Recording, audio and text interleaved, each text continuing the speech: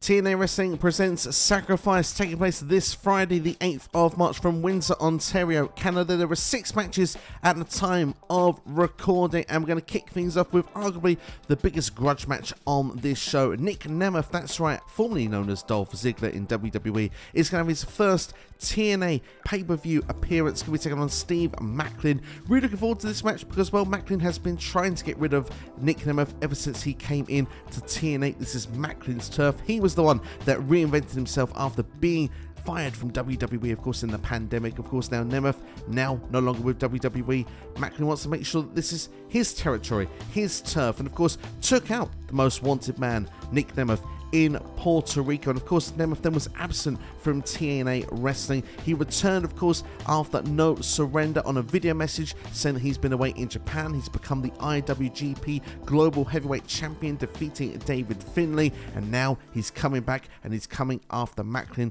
at Sacrifice. For me, the most anticipated match of the entire show. I'm really looking forward to it, but of course this is a predictions video and I'm not going to waste any time getting into it. Nic Nemeth is going to pick up the victory here. I cannot take away the image of Nic Nemeth appearing at the end of Hard to Kill. Of course, it was an earth-shattering arrival for TNA, one of their biggest signings in quite a long time. Of course, Moose was standing at the top of the entranceway with the TNA World Heavyweight Championship. He'd just become champion. That's when Nemeth arrived. That is the long-term goal. That is the match there. And of course, until Nemeth has that match with Moose, Nemeth is not losing, in my opinion. So for me, Nic Nemeth picking up the victory over Steve Maclin here. Next, we'll talk about the other most anticipated match for me on this show. It is Josh Alexander versus Alexander Hammerstone Part 2. That's right, the rematch after Hard to Kill. And the difference this time, Hammerstone is not just making an appearance on the TNA pay-per-view, he is signed with the promotion. Josh Alexander's had his contract extended as well. 2 of the most exciting talents on this roster going head to head one more time. I cannot wait for it, to be honest. I think it could even surpass the first match that we saw at Hard to Kill. For me, I'm going to say Hammerstone wins this one. I think we're going to get the trilogy, and I think that the last match will be at Rebellion in April. And for me, there could be a stipulation for that one. With how good these two are in the ring, I wouldn't be surprised if it's some form of Iron Man style stipulation between the two. We've got a three-way for the Knockouts Championship. Jordynne Grace defending against Tasha, Steelz and Xia Brookside. There was a #1 contenders match between Steelz and Brookside to determine who would be taking on Jordynne Grace, and it was a double countout.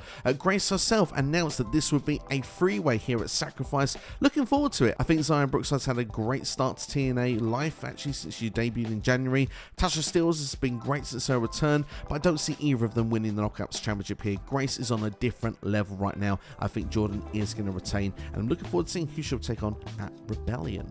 We've got a 6-man tag team match on the way. Chris Sabin with Kushida and Kevin Knight going against Mustafa Ali and the Good Hands. Of course, looking back now at No Surrender, Mustafa Ali became the X Division champion, beating Chris Sabin. Of course, that didn't come without its controversy. His loyal supporters, the Good Hands, got involved to make sure that Mustafa Ali picked up the victory. And of course, then during the ceremony that Ali had this past week in Impact, it was crashed by Sabin, Kushida and Knight that set up this 6-man tag team match. For me, I've got the baby faces going over here, Sabin, Kushida and Knight. Any match that I see the Good Hands are involved, this is an opportunity for the heels to lose. I just don't see the Good Hands as credible, in my opinion, on the TNA roster. But hey, we'll see how it's going to work out. I imagine it's going to lead to a rematch with Sabin and Ali at Rebellion. Unless Kushida or Knight make a real statement on this show, and perhaps maybe they get the spot instead of Sabin, or it becomes a multi-man match. That could be quite fun as well. For the TNA Tag Team Championships, we've got ABC, Ace Austin and Chris Bay going against Eddie Edwards and Brian Myers of The System. Of course, Myers was able to pick up a pin over one half of the champions Chris Bay in a recent 6-man tag team match. Of course, that also was featuring other System member Moose, and of course on the ABC side was Eric Young. And that's given them a tag team title opportunity here at Sacrifice. Usually for me, I would go for ABC on these occasions, but they've been champions now since October. I think it could be time for a change, and I think more gold alter the system will just help their cause, because if you want to trust into the system, you're going to trust into them a lot more when they have the World Heavyweight Championship and the Tag Team Championship. And that kind of gives away my prediction for the main event as well. We've got Moose against Eric Young. Eric Young, of course, beating Frankie Kazarian on the last show, No Surrender, to get the #1 contendership here against Moose.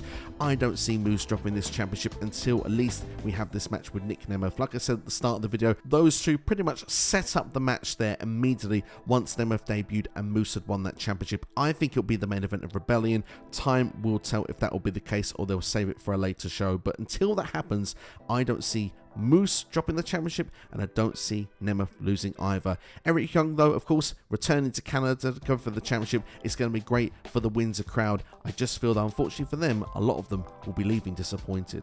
So that's my predictions there for TNA Wrestling Sacrifice 2024. Let me know your predictions in the comments below right now. If you've enjoyed this video, make sure to hit the like button, share with a friend, and subscribe as well. And of course, the more likes these videos get, the more TNA content I will deliver on this channel. Next time, of course, after this, I believe is Rebellion, and that will be a live stream when those predictions are done, so make sure to join me when those ones do come up closer to that show.